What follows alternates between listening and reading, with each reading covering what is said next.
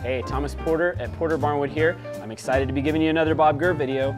This is him live with our group at Porter Barnwood, and he's discussing some of the inner workings of being at Disney and what it's like working with managers and budgets and accountants and some of the more complicated things that happen when you're working on a big project. With Walt and the studio, they had a strange way of budgeting. They'd establish the opening day and would work backwards. Like opening day, the paint has dried, the equipment is in, the drywall's ready, the building's up, the foundation's done, we dig the hole, and we have the documents. And the documents start tomorrow. And there's only so much time. And no matter how many people you put on a job, you can only burn so much money per day. It was the simplest way of budgeting I ever saw in my life, because you didn't budget. They did in a way, but they wouldn't tell anybody. My boss particularly, it was Roger Brogy. He was in charge of the machine shop, and his part of the company he was responsible 100% for all attractions, rides, and equipments going into Disneyland. He was aware of the blocks of money, but not in detail. And he never allowed any of the creators and workers to ever know any of that.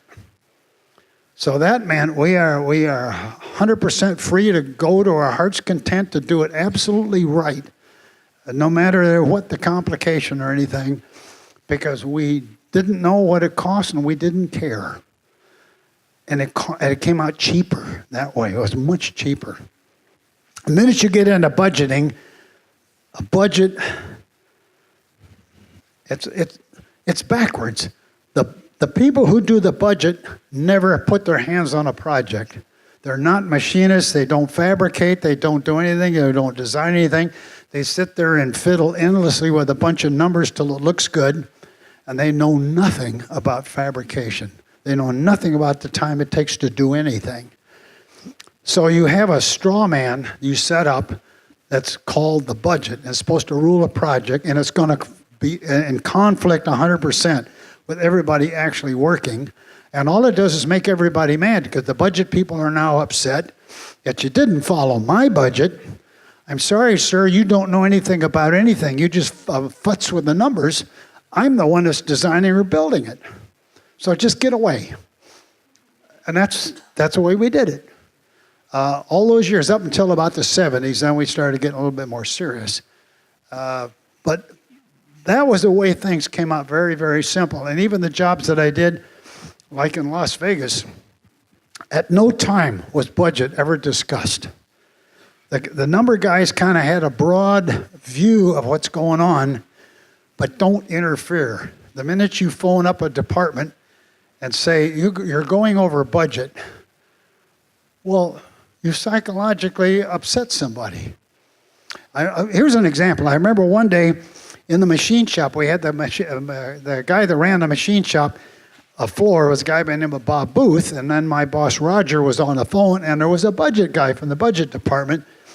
Phones up Roger, and the conversation goes along the lines of, you're way over budget on this job.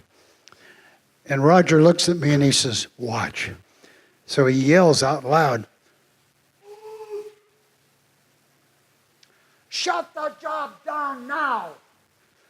Goes back to the phone, the budget guy on the phone says, no, I didn't mean that. Sir, I've shut the budget down. I've shut the job down because the budget's over. No, we'll get back to you. We never heard from him again. So reality is what rules, not budget.